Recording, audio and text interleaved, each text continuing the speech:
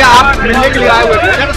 वही पुराना चीज जो आ रहा है अभी तक, वही मान लीजिए कि सुसाइड कर ली, बस रेप नहीं हुआ इसके साथ।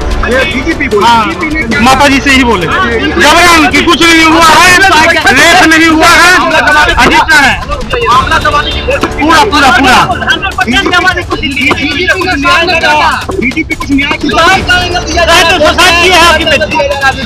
सारा रिपोर्ट आने के बाद एंगल दिया जा रहा है। अजीत बैठिए ना।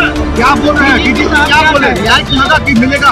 कुछ नहीं, जब रहता है तो फिर ऐसे भागते हैं हम लोग। कैसा लग रही है? देखो नीला फाड़ के दिखाते हैं, नाले तो लेके फाड़ के दिखाते हैं, मार जीते स्कूटी जीते कार। जी आपने सही सुना, लक्ष्मी ज्वेलर्स कटिहार से कृष्णा डायमंड ज्वेलरी खरीदें, लकी ड्रॉ में पार्टिसिपेट करें और कार और स्कूटी जीतने का मौका पाएं। साथ ही 25% तक की छूट पाएं सोने और चांदी के जेवर की बनाई पे और हीरे की वैल्यू पे। Lakshmi Jewellers, Lakshmi Complex, doctor Rajendra Prasad Path, Katihar. नमस्कार, आप देख रहे हैं BMW न्यूज बिहार। बिहार के लोगों से और मुझे अपने आज दर्शकों से एक सवाल करना है। पटना में हुए नीट छात्रा के मामले को लेकर आज एक सवाल बार बार मन में आ रहा था कि क्या जो नीट छात्रा के साथ हुआ, उसके साथ जो दुर्दंश घटना हुई, वो अगर हमारे और आपके घर की बेटियों के साथ होता तो क्या तब भी पुलिस चुप रहती? या उन नेताओं के बेटियों के साथ या ऐसे आला अफसरों की बेटियों के साथ अगर ऐसा होता तो क्या तब भी इसी तरह से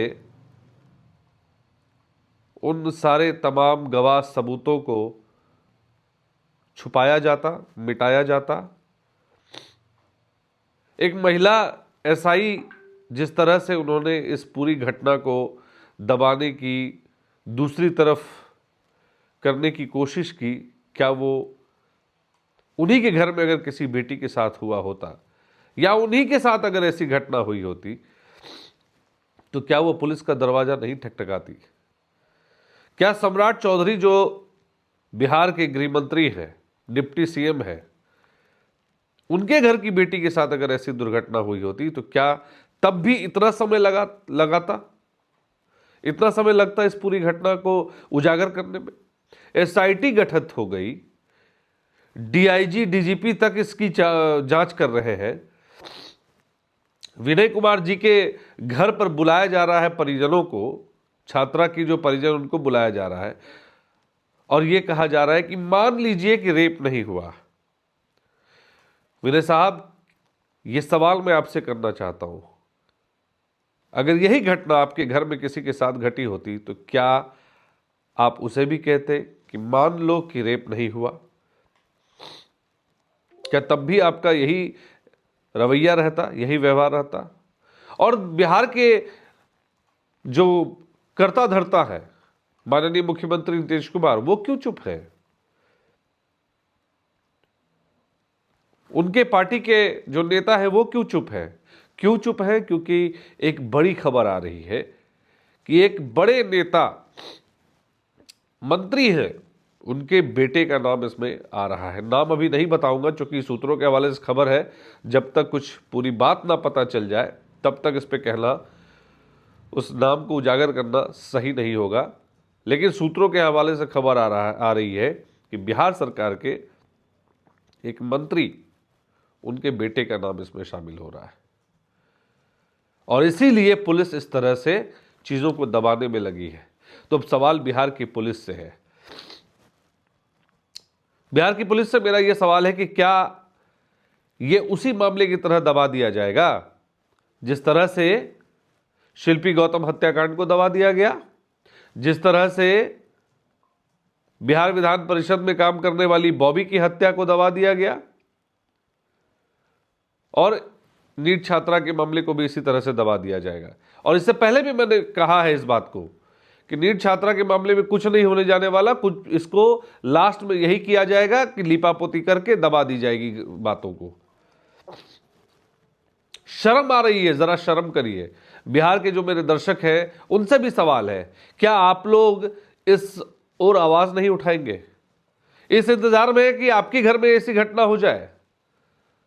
आज मैं न्यूज चैनल के नाते में आपसे बात नहीं कर रहा, मैं बात कर रहा हूं एक भाई के नाते, मैं बात कर रहा हूं एक बाप के नाते, मैं बात कर रहा हूं एक दोस्त के नाते।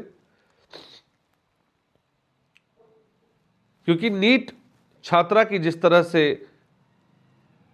हत्या कह लीजिए हुई है, रेप के बाद हत्या की गई है, उसको लेकर जिस तरह से अब चीजें निकल कर आ रही है कि पुरुष का वीर्य मिला है उसके अंडरगारमेंट्स के ऊपर, उस पर कोई नहीं बात कर रहा। परिवार वालों को बुलाया जा रहा है, बताया जा रहा है। कुछ परिवार वाले आप स्क्रीन पर देखिए, मां को आप सुनिए जरा, हमने उनका चेहरा ब्लर कर दिया गया है।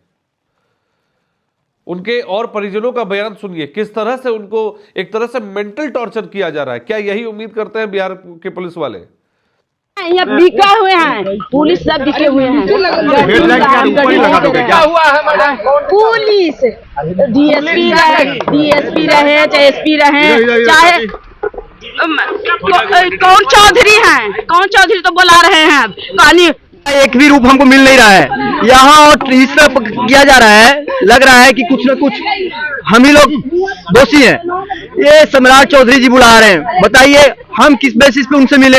यहाँ डीजीपी साहब कुछ बोल रहे हैं, वो कल बोला गया है सर, इसके बारे में तो माँ ही बताएगी। माँ बेचारी रो के निकल रही है। आप लोग नाराज दिख रहे हैं, बात नहीं हुई जो होना चाहिए। बात होती तो फिर नाराज क्यों निकलते? सवाल यह है कि क्या आपके घरों की बेटियों के साथ जब तक ऐसा ना हो तब तक दर्द दूसरों की नहीं समझेंगे क्या आप? एक लड़की जो बिहार में राजधानी में अपना भविष्य बनाना चाह रही थी, अपने माता पिता और परिजनों का दुख दूर करना चाह रही थी, समाज कल्याण में आकर समाज के क्षेत्र में सामाजिक कार्य करना चाह रही थी, स्वास्थ्य के क्षेत्र में आकर लोगों को सेवाएं देना चाह रही थी, उससे जो पैसा अर्जित होता वो अपने परिवार को समृद्ध बना सकती थी, उसकी हत्या सिर्फ इसलिए कर दी गई जिसके पीछे की ये सारी चीजें चल रही हैं कि कभी पुलिस उसको छुपा रही है। सो आप सोचिए जरा, पटना के एसएसपी तक को एसआईटी से हटा दिया गया है, वो जांच नहीं कर रहे हैं। शर्म आनी चाहिए।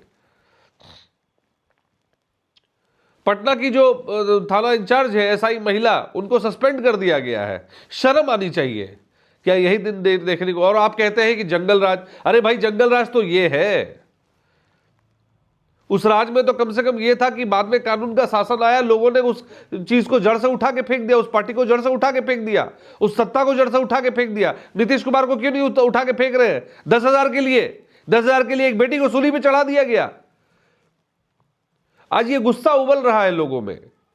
नीट की छात्रा के साथ जिस तरह से कुकृत्य किया गया, उसके लेके आवाज नहीं उठ रहे हैं, और उठ भी रहे हैं तो सरकार के कान में जू तक नहीं रेंग रहा है। विपक्षी पार्टी क्या कर रही है भाई? विपक्षी पार्टी के मुंह में जबान नहीं है क्या? बहुत पहले मैंने एक फिल्म देखी थी, उस फिल्म में एक बड़ा अच्छा डायलॉग था कि जब कोर्ट में पहले दिन जब केस आता है तो जज को यह पता चल जाता है कि दोषी कौन है, लेकिन जज तो जज है, न्यायपालिका उसके हाथों में है, और वो सिर्फ लगने के ऊपर वो सजा या किसी के विरुद्ध कार्रवाई नहीं करता है। तथ्य सबूत के आधार पर वो फैसला लेते हैं। और एक और कहावत है जो हमने आपने रोजमर्रा की जिंदगी में सुना होगा कि अगर पुलिस चाह ले ना, अगर पुलिस चाह ले तो मंदिर के बाहर से कोई चोर चप्पल भी नहीं चुरा सकता। यह तो नीट छात्रा मामले की घटना ही है। बड़े बड़े एनकाउंटर पुलिस करती है, और इस छोटे से मामले का खुलासा नहीं हो रहा है। खुलासा होगा भी कैसे? रिजर्वेशन पे रिजर्वेशन, रिजर्वेशन पे रिजर्वेशन दिए जाओगे तो जब चोर पुलिस से ज्यादा तेज निकल जाएगा, क्योंकि जब इस तरह का रिजर्वेशन रहेगा तो जो बढ़िया पढ़ाई करने वाले चोर उचक्का बन जाएंगे तो वो ज्यादा तेज तर्रार हो जाएंगे आपके आईएएस और आईपीएस से। और जब वो ज्यादा तेज निकल जाएंगे तो आप घंटा करोगे लेके। ये घंटा मंत्री, बीजेपी वाले घंटा मंत्री का बयान है। उस बात में उनको घंटा नजर आ रहा था बीजेपी की ही के नेता थे ना। यहाँ पे क्या हो गया, यहाँ पे क्यों साफ सूंघ गया है, इस मामले को क्यों इतना खींचा जा रहा है? आपको शर्म आएगी जानकर कि ये मामला कितना लंबा खींचा है। मैं आपको बताता हूं ये मामला कितना लंबा खींच रहा है, और हास्यास्पद इस बात का लग रहा है कि बिहार में जिस तरह की चीजें हो रही हैं ना, मतलब क्या ही बोला जाए। 5 जनवरी नीट की छात्रा घर से हॉस्टल लौटती है। 6 जनवरी को सुबह कमरे से नहीं निकली, दोपहर में सहज सर्जरी में एडमिट कराया गया। 6 जनवरी को शाम को प्रभात मेमोरियल हॉस्पिटल में शिफ्ट किया गया। 6 से 8 जनवरी के बीच में शिफ्ट प्रभात मेमोरियल में इलाज चला। 9 जनवरी को मेदांता हॉस्पिटल में शिफ्ट किया गया। 11 जनवरी को उसकी डेथ हो जाती है। 12 जनवरी को पोस्टमार्टम होता है। 12 जनवरी को ही शाम में अस्पताल के बाहर परिजन हंगामा करने लगते हैं कि उनकी बेटी के साथ कुछ गलत हुआ है। 13 जनवरी को शव को कारगिल चौक पर रखकर परिजनों का हंगामा होता है, जो आप स्क्रीन पर भी देख पा रहे होंगे, जिनमें 6 नामजद और 150 अज्ञात पर केस किया जाता है। पटना पुलिस की देखिए कार्यशैली, क्या एक्टिव पुलिस है भाई, मानना पड़ेगा, सैल्यूट है पटना पुलिस को। यहां तक तो सैल्यूट करेंगे हम, लेकिन इसके बाद पटना पुलिस की जो कारस्तानी है वो अब आप सुनिए। 13 जनवरी को रात में शंभू हॉस्टल पर पथराव होता है, तोड़फोड़ होता है। 15 जनवरी को पुलिस ने कहा कि सेक्सुअल असॉल्ट हुआ। 16 जनवरी को पोस्टमार्टम रिपोर्ट में रेप की पुष्टि भी हो जाती है। 16 जनवरी को डीजीपी के आदेश पर जांच के लिए एसआईटी का गठन किया गया। 16 जनवरी को ही पिता, मामा, ममेरे भाई से पहली बार एसआईटी ने पूछताछ भी की। 17 जनवरी को एडीजी अमित कुमार जैन, रेंज 16 जितेंद्र राणा और एसएसपी सहित झा की पूरी टीम हॉस्टल का निरीक्षण करती है, कमरे को सील कर सबूत जुटाती है।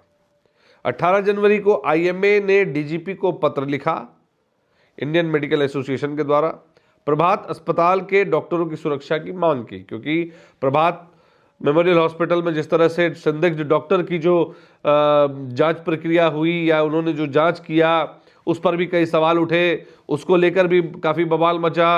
हॉस्टल के जो क्या कहते हैं जितने भी गार्ड वार्ड हैं उनके ऊपर भी संदिग्ध तौर पे कार्रवाई करती हुई बात सुनने को आई। 18 जनवरी को परिवारों से दूसरी बार जहानाबाद में एसआईटी ने पूछताछ की उनके घर पर जाकर। 18 जनवरी को ही परिजनों से पूछताछ की गई। फिर 19 जनवरी को तीसरी बार एसआईटी ने छात्रा के पिता, मामा, ममेरे भाई से पूछताछ करती है। 14 जनवरी को फॉरेंसिक टीम ने एसआईटी को अपनी जांच रिपोर्ट सौंपी। जांच रिपोर्ट में रेप की पुष्टि हुई। अभी एक छोटा सा कोई जाके थाना में किसी के खिलाफ एक कोई केस दायर कर दे, पुलिस एक्टिव होती है, जाके तुरंत पकड़ के लाती है। इस रेप केस में क्या हो गया आपको बिहार पुलिस? इस रेप केस में क्या हो गया आपको? शर्म करिए। मैं तो कहता हूं कि काश आपके घर की बेटी होती, तब शायद इतनी स्लो एक्टिविटी होती, तब मैं मानता ना कि हाँ भाई नहीं, बिहार पुलिस तो सबके साथ न्याय करती है, तब समझ में आता। चलिए, 24 जनवरी को एसआई रोशनी और दरोगा हेमंत झा को निलंबित कर दिया गया। क्या हुआ इससे? हालांकि निलंबित करना जरूरी था। एक महिला हो के महिला का समर्थन नहीं कर रही है, शर्म की बात है। ये कलयुग है भाई, कलयुग। अब चलिए, 25 जनवरी को सीआईडी की एंट्री होती है इस पूरी जांच में। तमसो मां ज्योतिर्गमय गुरुकुल शिक्षा मंदिर संस्थान के साथ बनाए अपना भविष्य। रेगुलर और प्रोफेशनल कोर्सेज, सेकेंडरी और senior secondary courses, law, teachers training courses, pharmacy and nursing के साथ पैरामेडिकल में डायरेक्ट एडमिशन पाए। वेबसाइट विजिट करें या दिए गए नंबर पर कॉल करें। हमारा पता है गुरुकुल शिक्षा मंदिर संस्थान, कल्याण चौक, डीएस कॉलेज रोड, कटिहार। हमारा वीडियो अगर आपको अच्छा लगा हो तो आप हमारे वीडियो को लाइक करें, शेयर करें और हमारे चैनल को सब्सक्राइब जरूर करें।